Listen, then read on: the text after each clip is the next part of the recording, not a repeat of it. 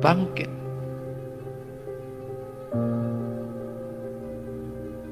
Ini kader-kader komunis mulai bangkit. Jadi sekarang ini kalangan kader-kader komunis yang ada di Indonesia itu didukung oleh 4 kelompok. Kelompok tua, kelompok elit, kelompok muda, dan Komisi Sentral PKI yang baru. Targetnya 2019 harus menguasai DPR RI. Berhasil enggak? Berhasil. Sehingga DPR RI sekarang hampir 200 lebih dikuasai oleh kader komunis. Sementara politisi Islam cuma 179. Berarti yang mayoritas komunis. Sekarang ini di DPR pusat.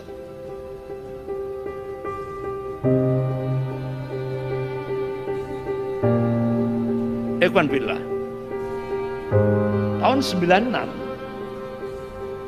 Kasum Abri, Letnan Jenderal TNI Suyono, kader-kader idealis mereka PDIP ternyata sudah mensosialisasikan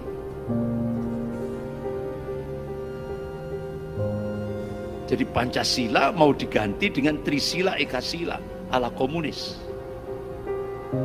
Ketuhanan yang Maha Esa akan diganti dengan ketuhanan yang berkebudayaan. Dari tauhid menjadi syirik. Itu sudah disosialisasikan mulai 1 Oktober 2012, 2 Juni 2013. Mulai pasca 98. Sampai akhirnya dibuatlah keputusan Presiden nomor 24 tahun 2016 tentang hari lahir Pancasila, yaitu 1 Juni. Padahal hari lahir Pancasila yang benar itu 18 Agustus 1945. Kalau 1 Juni itu versi pribadi. Itu pidato Presiden Soekarno menyampaikan tentang Pancasila versi pribadi Soekarno. Tapi sekarang sejarah digelapkan. Jadi ternyata Trisila dan Ekasila di rancangan Undang-Undang HIP itu ada di dalam visi misi PDIP.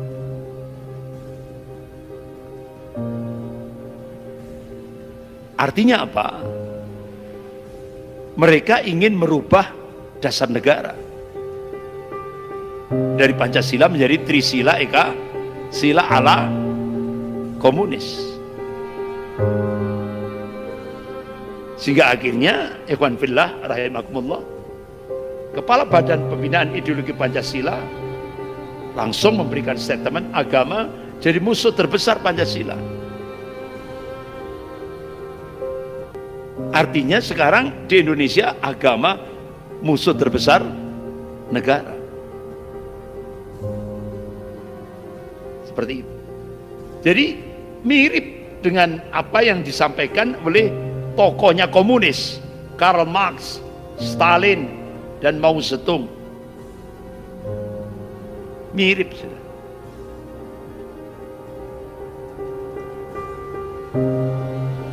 Jadi ini yang perlu antum ketahui bersama.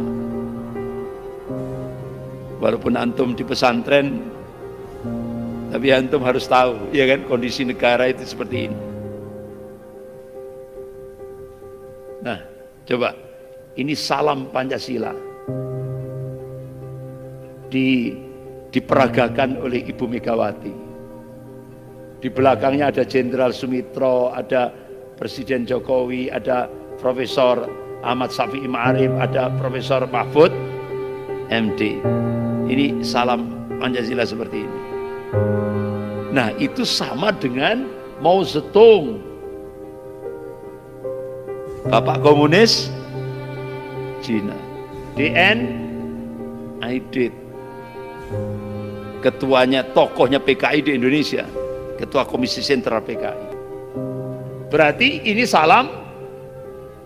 Ini antum harus tahu walaupun di pesantren, ya kan? Inilah kondisi sekarang. Oleh karena itu selamatkan agama dan negara dari paham komunisme. Selamatkan agama dan negara Republik Indonesia ini dari paham komunisme. Ikhwan fillah rahimakumullah. Nah, tadi itu kan untuk melemahkan umat Islam pakai stigma apa ini? Radikal. Jadi untuk menghancurkan umat Islam, narasinya radikal. Sampai ada pertanyaan, gerakan separatis OPM di Papua itu kan apa namanya, kelompok kriminal bersenjata. Kenapa tidak disebut radikal? Karena agamanya Katolik. Kalau separatis OPM itu agamanya Islam, langsung. Jadi penyebutan separatis itu KKM, KKB, kelompok kriminal bersenjata. Nah sekarang narasi radikal.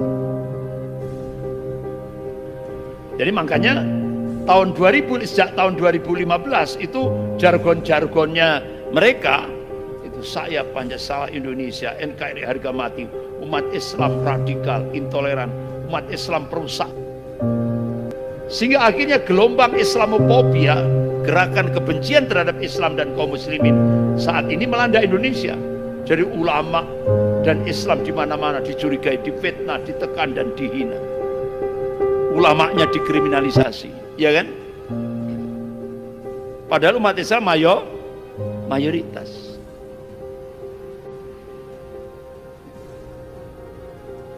Jadi ini memang kondisi umat Islam sekarang ini lagi gini kan, ya kan? Kondisinya kan seperti ini. Kenapa ini bisa terjadi? Karena sekarang yang mengendalikan Indonesia itu Cina dan Amerika. Makanya umat Islam dalam posisi ditekan seperti ini, dicurigai, difitnah, ditekan.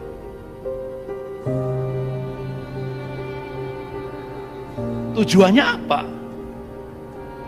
Tujuannya apa? Gerakan Islamophobia. Islamophobia itu kan gerakan kebencian terhadap Islam dan kaum muslimin.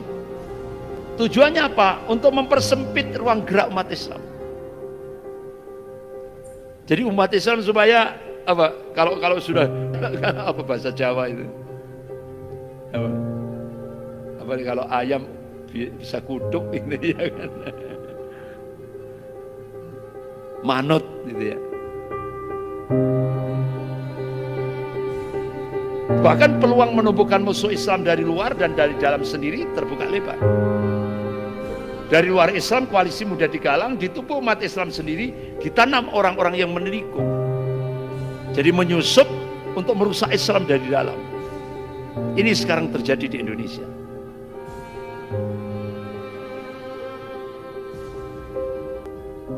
Nah, Islam adalah agama yang komprehensif, yang harus mengatur segala aspek kehidupan sosial, politik, hukum, ekonomi, dan lain-lain. Setuju? Ini kebenaran, ya kan? Kebenaran. Saya kira kalau seorang muslim pasti setuju. Yang kedua, ideologi masyarakat barat yang sekuler dan materialistik harus ditolak. Setuju? Yang ketiga, mengajak umat Islam untuk